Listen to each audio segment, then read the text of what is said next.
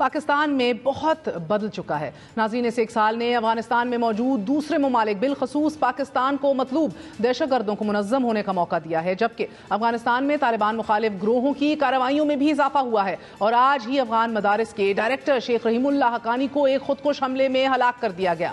افغان طالبان کے پہلے درجے کی قیادت میں سمجھے جانے والے شیخ رحیم اللہ بچوں کی اور بچیوں کی بالخصوص تعلیم کی حمایت میں فتویٰ بھی دے چکے ہیں۔ شیخ حقانی کابل پر طالبان قبضے کے بعد پشاور سے کابل منتقل ہو گئے تھے۔ ابھی تک کسی نے حملے کی ذمہ داری قبول تو نہیں کی، لیکن داعش خراساں کی جانب سے ماضی میں شیخ حقانی پر 2 بار خودکش حملے کیے گئے اور خدشہ ظاہر کیا جا رہا ہے کہ یہ خودکش حملہ داعش خراساں نے ہی کیا ہے۔ افغانستان پر طالبان قبضے کے بعد سابق وزیر اعظم عمران خان نے ایک انٹرویو میں انکشاف کیا کہ پاکستان ٹی ٹی پی سے مذاکرات کر رہا ہے۔ مذاکرات کے اعلان سے اب تک بٹہ خیل میں 2 سکھ تاجروں کو نشانہ بنانے، کوچہ رسالدار مسجد میں دھماکے اور پشاور میں انٹیلیجنس بیورو کے اہلکاروں اور پولیس پر حملے کے علاوہ تحریک طالبان پاکستان اور داعش کی طرف سے صرف خیبر پختونخوا میں 200 سے زائد حملے کیے جا چکے ہیں کہ جس میں 40 پولیس اہلکاروں سمیت 200 افراد شہید ہوئے ہیں، اور اس تمام عرصے کے دوران ٹی ٹی پی سے مذاکرات بھی جاری رہے کہ جن میں پاٹا انضمام کا خاتمہ، فوج کی واپسی اور قیدیوں کی رہائی بھی شامل تھی ایز کنڈیشنز۔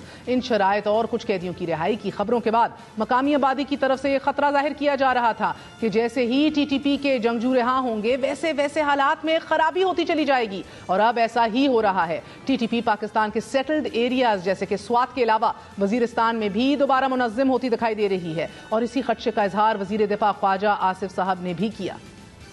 ایک خطرہ ضرور جو ہے آہستہ آہستہ جو ہے وہ بڑھ رہا ہے، اور یہ ایک قومی مسئلہ ہے، یہ ایک صوبائی مسئلہ نہیں۔ لیکن آج اسی پروونس کے اندر جو ہے جلوس نکالے جا رہے ہیں طالبان کی جو وہاں پہ موجودگی ہے اس کے خلاف۔ اس اسمبلی کو 2 دفعہ بریفنگ دی گئی ہے، اسی ہاؤس میں جو ہے بریفنگ میں کہا گیا تھا کہ کچھ نہ کچھ جو ہے ان سے بات چیت جو ہے چل رہی ہے۔ شہباز حکومت نے اقتدار سنبھالنے کے بعد ٹی ٹی پی مذاکرات کے حوالے سے ایک اعلیٰ سطحی وفد کابل بھیجنے کے ساتھ ساتھ مفتی تقی عثمانی کی سربراہی میں بھی مذہبی وفد وہاں بھیجا، مگر کوئی بریک تھرو نہ ہو سکا، اور اب بھتے کی پرچیاں، دھمکیاں، تھریٹس، ٹارگٹ کلنگ میں اضافہ ہوتا چلا جا رہا ہے کہ جس کے بعد مقامی آبادی نے نہ صرف احتجاج کیا ہے بلکہ گزشتہ 3 ہفتوں سے دھرنا دے رکھا ہے، اور اب حکومت نے وزارت دفاع کے ذریعے شمالی وزیرستان میں جاری دھرنے کے شرکا سے مذاکرات کرنے کا فیصلہ کر لیا ہے۔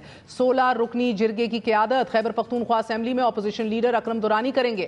جرگہ میں سینیٹر مشتاق احمد، پروفیسر ابراہیم، امیر مقام مولانا عطا الرحمان اور ایمل ولی، فیصل کریم کنڈی بھی شامل ہیں۔ یہ جرگہ شمالی وزیرستان کی اقوام سے براہ راست کیا جائے گا، اور یہ سب ایک ایسے وقت میں ہو رہا ہے کہ جب کسی کو نہیں معلوم کہ ٹی ٹی پی مذاکرات کا کیا سٹیٹس ہے۔ دیر، سوات اور دیگر علاقوں میں بھتہ وصولی اور سیکیورٹی فورسز پر حملے کون کر رہا ہے؟ یہ بھی اہم سوال ہے کہ کور کمانڈر پشاور جنرل فیض حمید کے تبادلے کے بعد مذاکرات کو ہماری طرف سے لیڈ کون کرے گا؟ تبادلے کے بعد نیشنل سیکیورٹی کمیٹی کا اجلاس کب ہوگا؟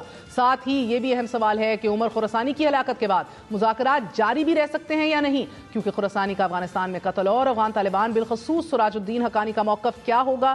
انہی سوالات کا جواب جاننے کی آج کوشش کرتے ہیں۔ ہمارے ساتھ گیسٹ موجود ہیں۔ وزیر صاحب، ایاز وزیر صاحب سابق امبیسڈر بھی رہ چکے ہیں اور گہری نظر رکھتے ہیں امور کے اوپر۔ ایاز وزیر صاحب بہت بہت شکریہ ساتھ دینے کا۔ فرما دیجیے گا کہ کیا ہم ایک بار پھر انپریپیئرڈ ہیں، یا ہمیں معلوم ہے ہماری سیکیورٹی فورسز، ہماری پولیٹیکل لیڈرشپ سمیت کہ خطرہ آن بیٹھا ہے؟ ایک بار پھر جو ہمارے گینز تھے کیا وہ ریورس ہو رہے ہیں اور ہم خاموش ہیں، یا ابھی فلی اویئر؟ دیکھیں، اگر اس خطرے سے کوئی سوچا نہیں تھا تو یہ تو بہت ہی افسوس کی بات ہوگی، کیونکہ ہمارے پڑوس میں افغانستان میں جو 20 سال کی جنگ کا ایک قسم کا خاتمہ ہوا، طالبان نے ٹیک اوور کر لیا، لیکن جو ہمارے خلاف کام میں لگے ہوئے تھے ٹی ٹی پی والے، وہ تو وہاں بیٹھے تھے، بلکہ دنیا جہان کے جتنے بھی ملیٹنٹس ہیں وہ سب افغانستان میں بیٹھے۔ چین کو خدشہ ہے، تاجکستان کو ہے، ایران کو ہے، ہر ملک کو خدشہ ہے۔ اگرچہ طالبان نے دہا میں وعدہ کیا تھا کہ ہماری سرزمین کسی کے خلاف استعمال نہیں ہوگی، لیکن ہمارے خلاف تو کم از کم استعمال ہوئی۔ پھر آپ نے صحیح کہا کہ ہمارے ہاں سے ٹی ٹی پی کے ساتھ بات چیت بھی شروع کر دی گئی۔ اب وہ کہاں تک پہنچی وہ تو ہم نہیں جانتے، ظاہر بات ہے وہ لوگ بتا سکتے جو کر رہے ہیں، لیکن جو ریومر چل رہی ہے وہ تو بہت ہی خطرناک ہے، انتہائی خطرناک ہے۔ آج میں نے سنا بہت ہی معتبر شخص سے کہ شاید وہ لوگ آلریڈی آ چکے ہیں، پتہ نہیں وہ ٹی ٹی پی والے ہوں گے یا دوسرے لوگ ہیں جو وزیرستان میں بھی آئے ہیں، دیر اور خیبر میں اور سوات میں، ان علاقوں میں یہ کیسے آ گئے جبکہ بارڈر ہم نے فینس بھی کر لیا، ہماری فوج بھی وہاں پہ ہے۔ اب کل پرسوں میرا ایک رشتہ دار میرے گھر گیا، واپس آیا، اس نے جو راستے کی کہانی سنائی وہ تو پھر نہ ماننے والی بات ہے کہ گھر ہم جاتے ہیں تو 4 جگہوں پہ آپ کو گاڑی سے بھی اترواتے ہیں، آپ کا شناختی کارڈ سب کچھ چیک ہوتا ہے۔ تو یہ بلائیں جو آ گئی اس علاقے میں وہ کہاں سے آئی؟ نارتھ وزیرستان کے لوگ آپ نے اپنے انٹرویو میں کہا کہ دھرنا دیے ہوئے ہیں، پچھلے 3 ہفتے سے زیادہ عرصہ ہوا انہوں نے دھرنے دیے ہیں، اور اب انہوں نے اعلان کر لیا کہ 14 اگست تک ہم کالے جھنڈے لگائیں گے، پاکستان کا جھنڈا نہیں لگائیں گے۔ 14 تک اگر ہمارے یہ پرامن ڈیمانڈ حکومت نہ مانے، ہم کچھ نہیں مانگتے حکومت سے، امن مانگتے ہیں، اس علاقے میں جنگ نہیں چاہتے، تو اگر حکومت وہ بھی نہیں دے گی تو پھر دوسرا لانا عمل شروع کریں گے۔ تو اس لیے یہ آج جو کمیٹی بنائی ہے وہ چلی تو جائے گی، لیکن افسوس کی بات یہ ہے کہ حکومت پتہ نہیں فاٹا کو اگر خود نہیں سمجھتی تو کسی سمجھنے والے سے تو بات کر لے۔ اس طرح مسئلے اگر حل ہوتے تو کب کے حل ہو چکے ہوتے۔ وہاں کے مسئلے بہت گمبھیر ہیں، یہ ان کی سمجھ میں نہیں آئے گی، چلے جائیں گے، واپس آ جائیں گے، وقت ضائع ہو جائے گا، اور حالات بڑے تیزی سے خراب ہو رہے ہیں۔